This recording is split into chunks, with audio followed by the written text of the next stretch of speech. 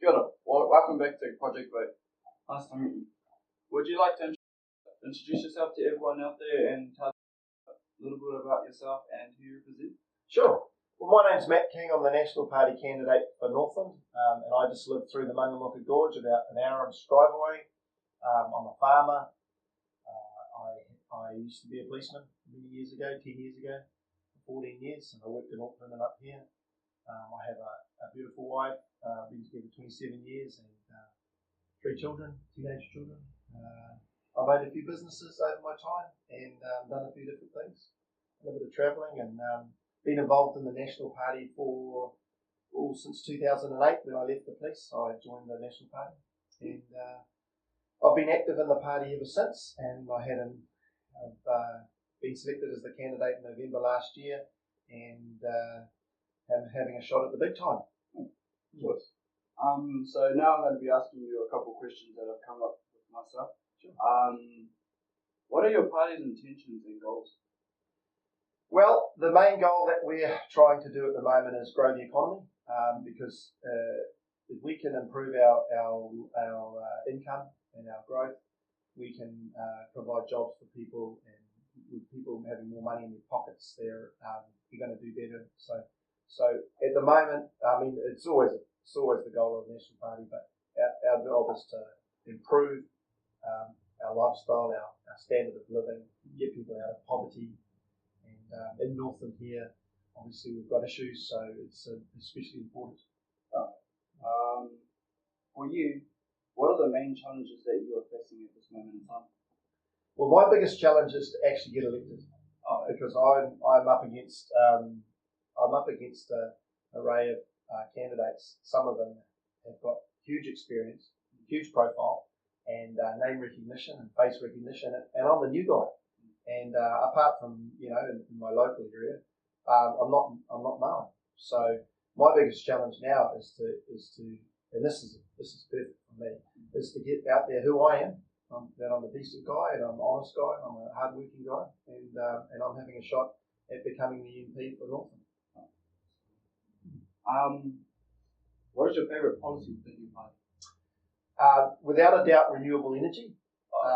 I'm really a big fan of that, because for me, it's all about sustainability, and it's about looking after our environment. And renewable energy is the way. And our party has a focus on having 95% renewable energy by 2025, and we're really getting on target for that. And one of the reasons we are is because we've got our Napa geothermal power station right here in Northland, and at the moment it's running at a third of the capacity. They're going to expand it out another 2/3.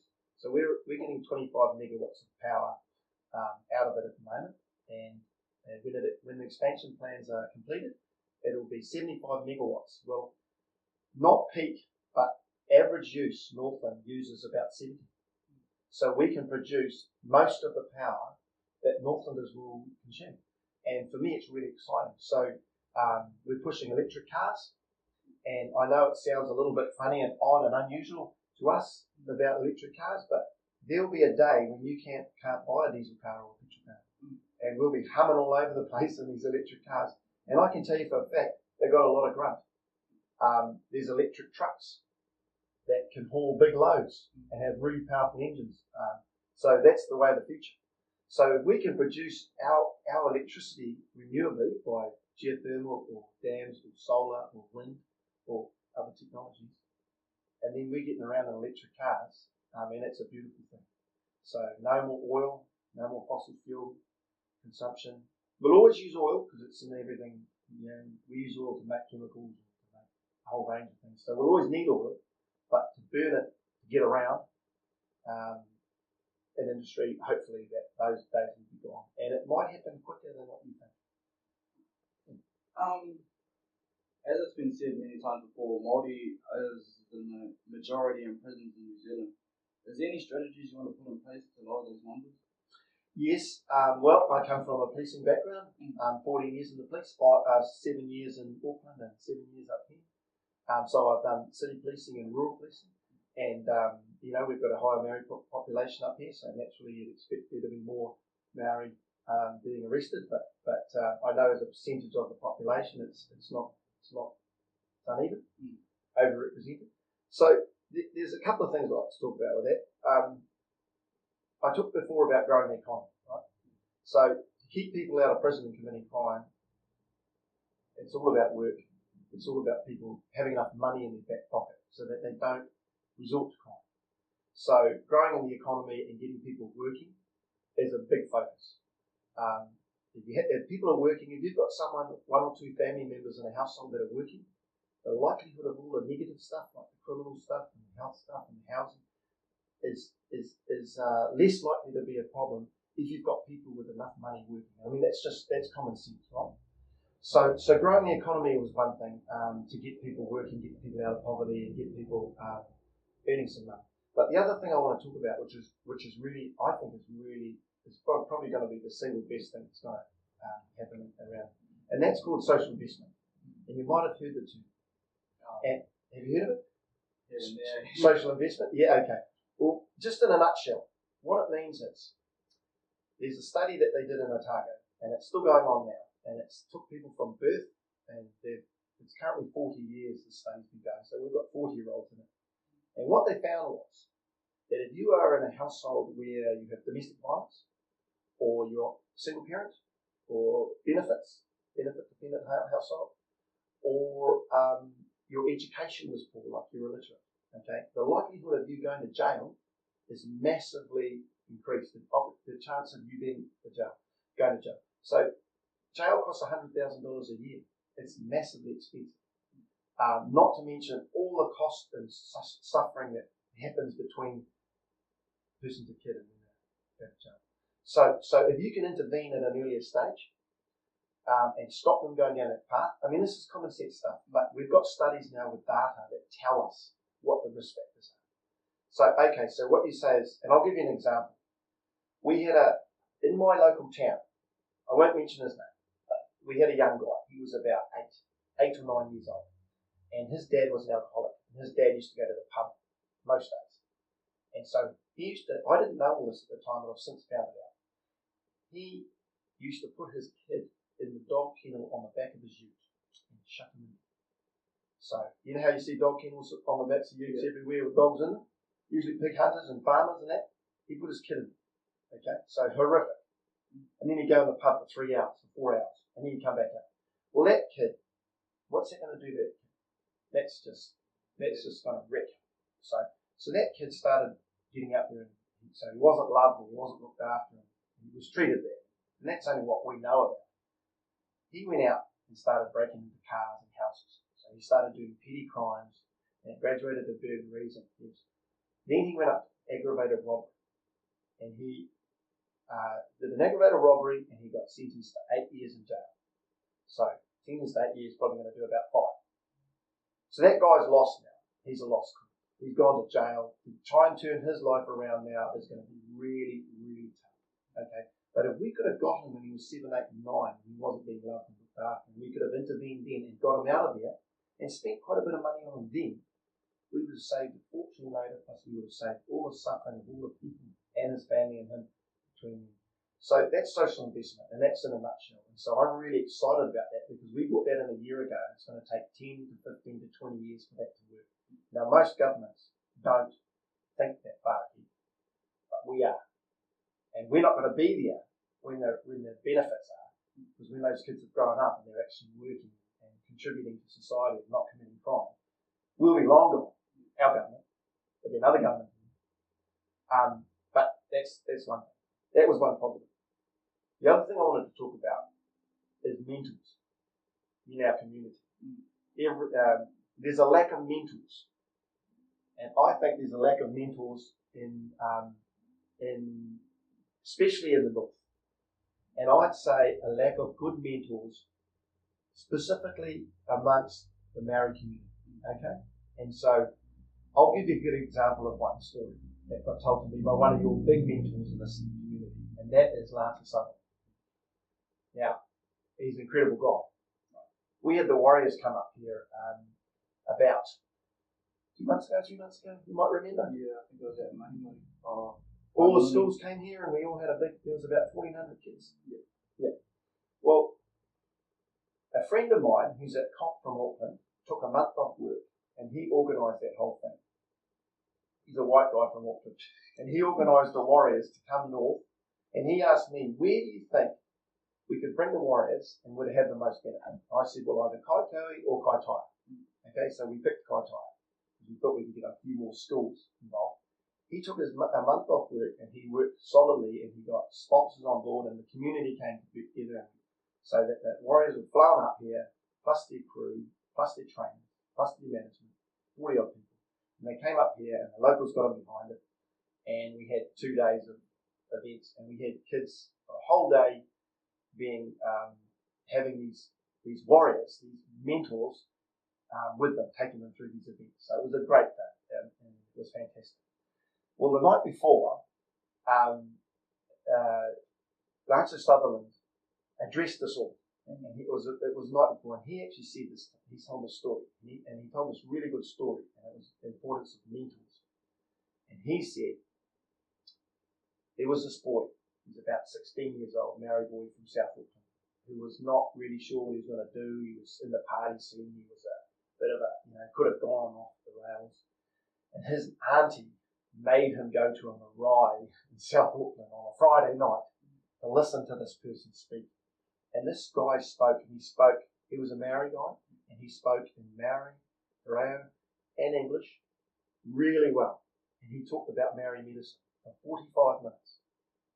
And this guy was so impressed with that guy, and the way he spoke in both languages, and the way he presented himself, and the knowledge he had about Maori medicine, and he decided at that point he was going to become a doctor. And that was Lance, talking about himself.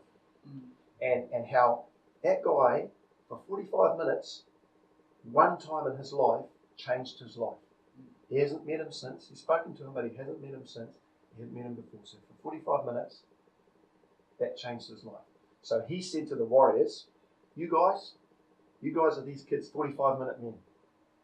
So take it seriously. It's really important. And I heard that story and I thought, wow, that's a pretty powerful story. What needs to be changed in Northland to you? What changes do you think we need to make? I think a major thing would be to get youth off the streets.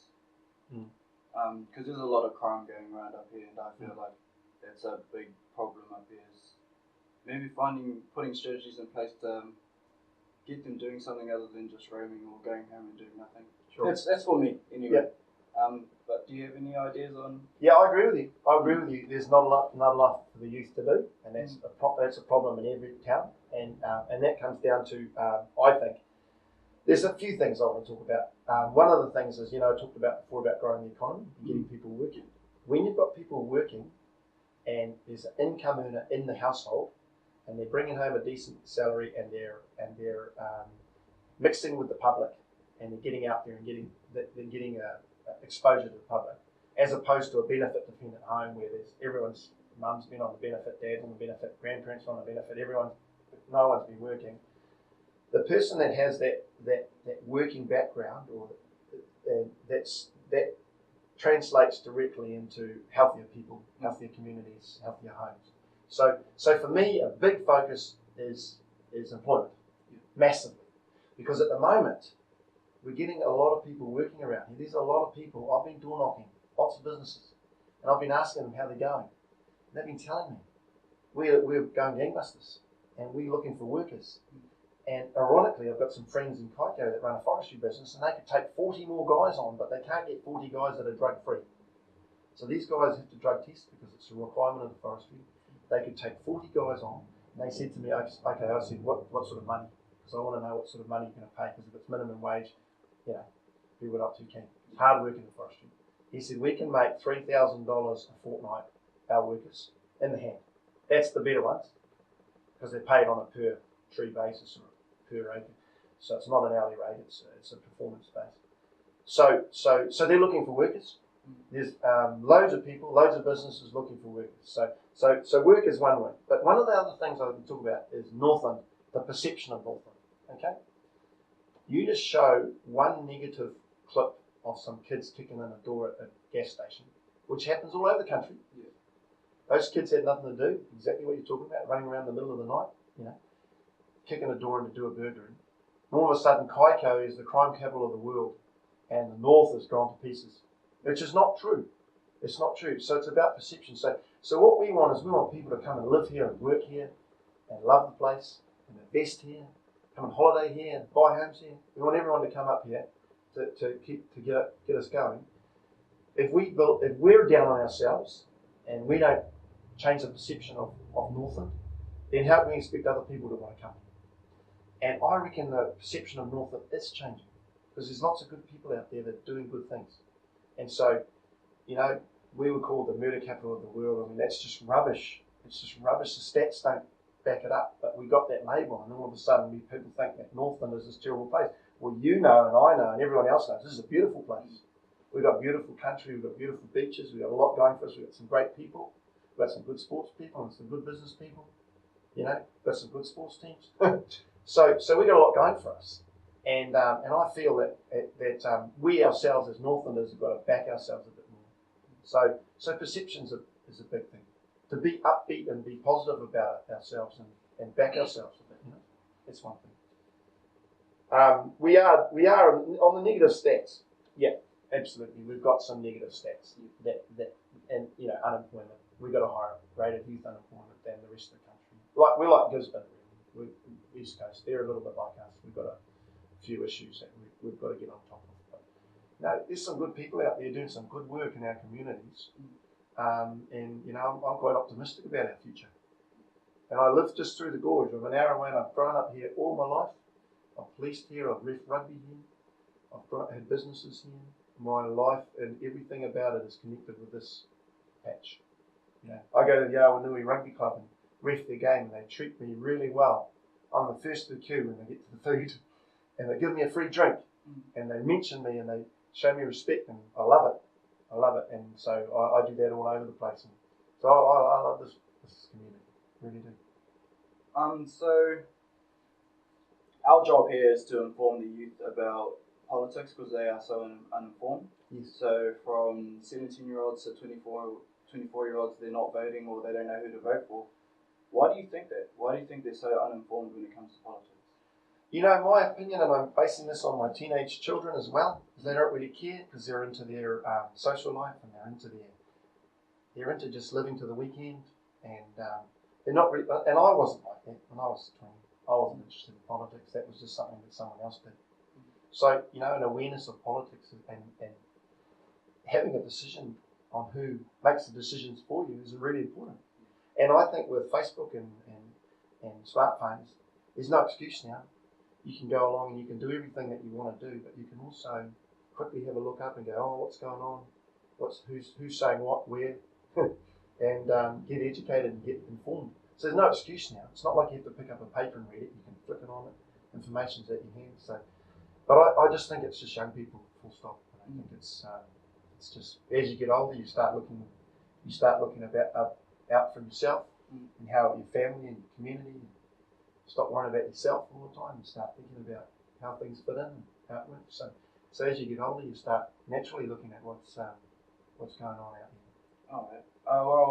Well, something that I thought of before was there's not many young people in politics. I feel Do you think that there should be more youth involved into politics?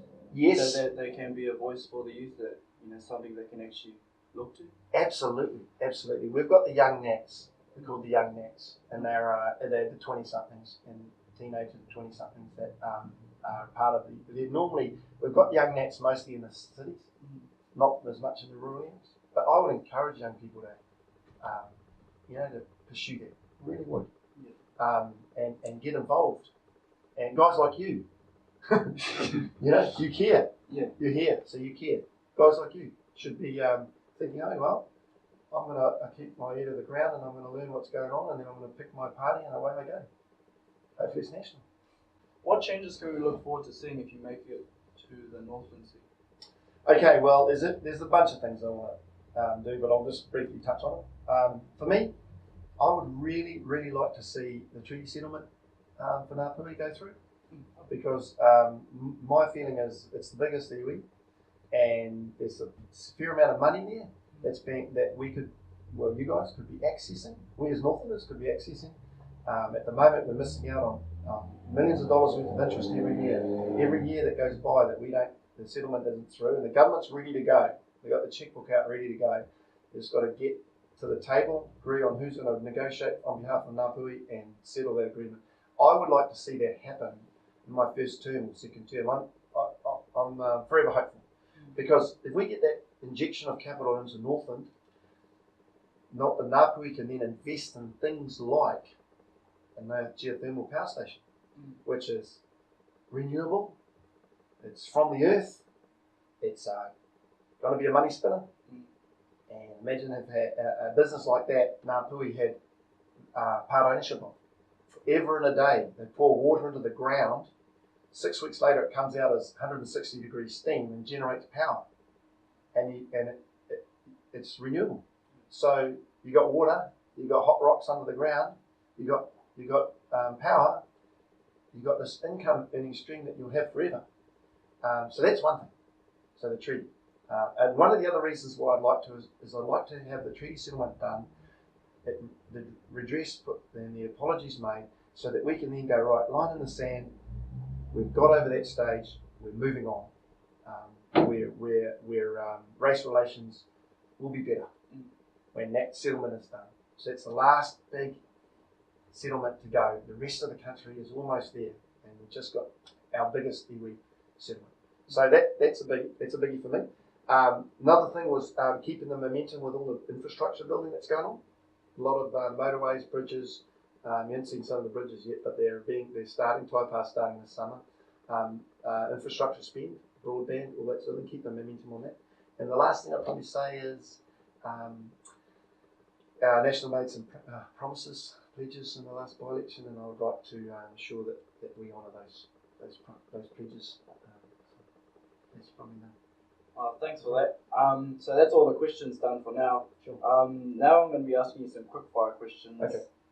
Are you prepared? As prepared as I can ever be. Do you have any animals? I do. Can you name some of them? Oh, I've got. Most of them don't have names. I've got 15 horses. They've all got names. I've got cattle. I've got a farm, so I've got breeding cattle. I've got 3 dogs. Goats, about 400 goats. So yeah, I've got plenty of animals. Okay. Do you have any children? And Yes, 3 teenagers. Jake, he's 18, and he's a trainee pilot, airline pilot, which I'm hugely proud of.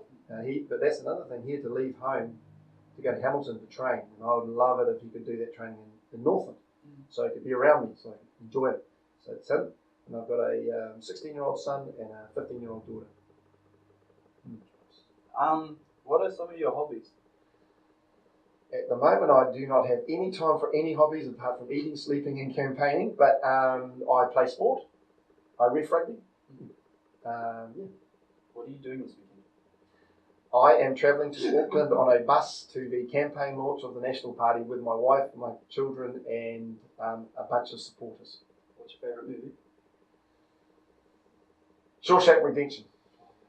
Yeah. It's a good story. It's a good story. What's your favourite music genre? I listen to everything. You would be surprised what I listen to. Sometimes when there's a car going past with pom pom pom, I like that music too, but I kind of like a little bit of blues. I like a bit of everything actually. What's your favourite colour? Green. Yeah. I like these quick fires. What's your star sign? Leo. Oh, choice. What's the best part of your job? Well, the best part of my job is my job at the moment is campaigning. So it's the hardest job I've ever done. My job is farming up until then, and I love farming. That's what I'm happiest when I'm sitting on my quad bike, rounding up my stock or doing farm work. That's what I'm happiest. What is the favourite party? Oh, if you could vote for any other party, which one would it be? It would be ACT actually. ACT? Yes, ACT. Oh. Yeah. Okay. I think we're gonna wrap it up right about then. Thank you for coming on. It was nice meeting you. No trouble, mate. It's good to be here.